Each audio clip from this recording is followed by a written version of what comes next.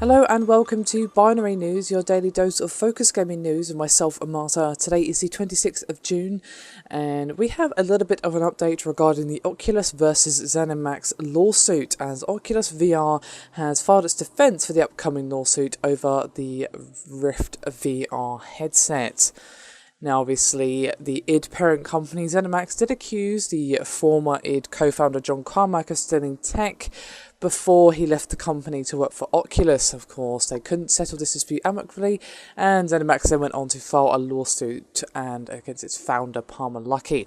Just a little bit of a background for you there.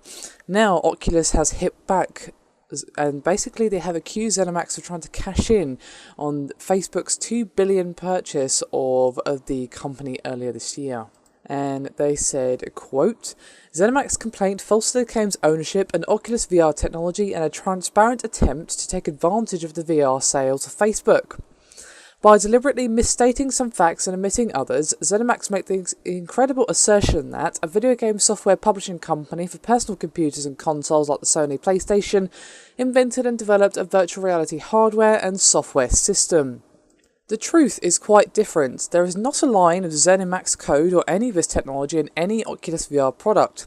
Indeed, Zenimax had never identified any stolen code or technology in any Oculus VR product, although Zenimax had the full source code for the Oculus VR software for over a year and a half, having it received directly from Oculus VR well before it was even realised publicly, and could have analysed it online anytime at developer.oculusvr.com. And Zenimax, of course, has accused Luckey and company of illegally misappropriating Zenimax trade secrets relating to virtual reality technology and infringing Zenimax copyrights and trademarks.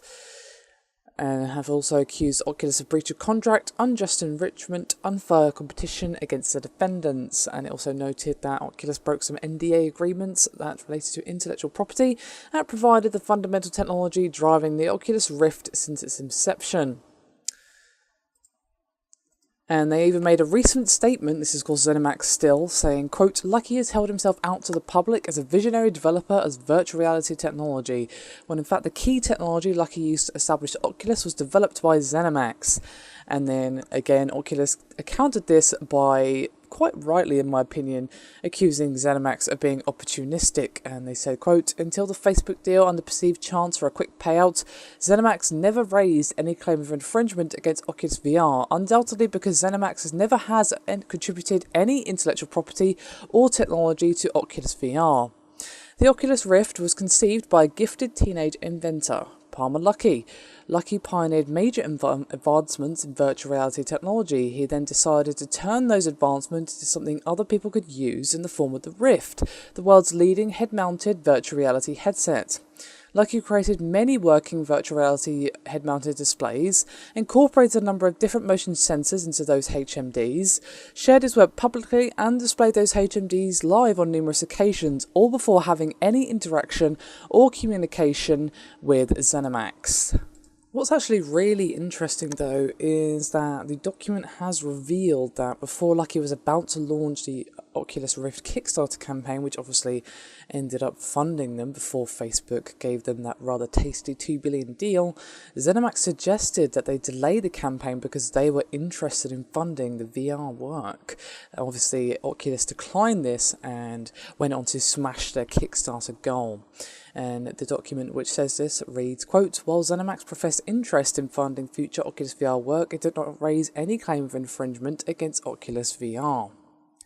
And it also reveals that back in December of 2012, Oculus sent Zenimax a preview of their source code for developer tools and other software, but Zenimax did fail to make a claim on the code or say that the technology was somehow based on Carmack's work while he still worked for them. And Oculus then finished up by saying, quote, indeed, despite having the code to review for a year and a half, Zenimax made no claim to it until after Facebook announced its acquisition of Oculus VR. Ultimately, instead of investing in the company, Zenimax demanded an outsized and non-dilutable stake in Oculus VR in supposed exchange for the publicity Carmack's demonstrations and endorsement had generated. When Oculus VR declined, Zenimax requested no compensation for any technological contributions, nor did it pursue its own virtual reality technology. Instead, it told Carmack to shut down all of his virtual reality research and told others inside Zenimax not to work on VR video game support. Carmack followed Zenimax's instruction and, later, with Zenimax's permission, published much of his virtual reality work to the world in an online white paper. So there you go. I honestly don't know what to make of this, guys. I obviously don't know the ins and outs of both sides. They're both kind of pointing the finger at each other. But I'm going to be honest, when I initially heard about the lawsuit, it did seem very well timed. I even said this when I did my original video on it back in the day. That it seemed rather convenient that they'd figured out this code or whatever just after Oculus Rift had been bought out by Facebook for a rather tasty $2 billion, and it seemed like, oh, that $2 billion pie looks really tasty, maybe we should get a slice.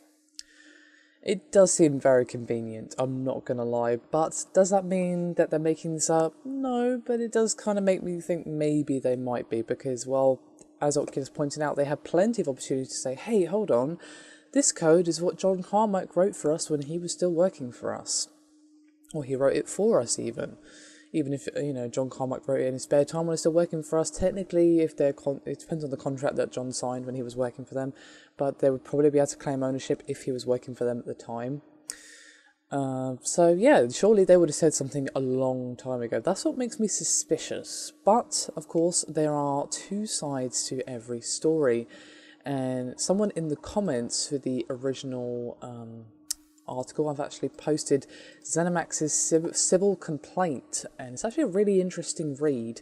I suggest you read it, and it kind of gives the other side of the story as told from Zenimax. So obviously we know pretty much what Zenimax have said publicly and what Oculus have said publicly, but this is the actual complaint itself. I suggest you give it a read if you're interested, as it is quite a curious read. It makes me think that maybe there's more to this than it actually seems in Zenimax versus Oculus. So I'm going to reserve judgment. I'm still leaning towards it seems well timed. Seems a bit convenient that they figured this out after the $2 billion deal, but I'm thinking there's probably actually a chance that Zenimax at least have a shred of truth somewhere in their statement, but I could be completely wrong or I could be right, just not right enough. So it's really tough to say, guys. I'm kind of reserving judgment, leaning slightly towards Oculus, but that's about it at the moment. Do let me know your thoughts and opinions though, guys, and I'll see you next time.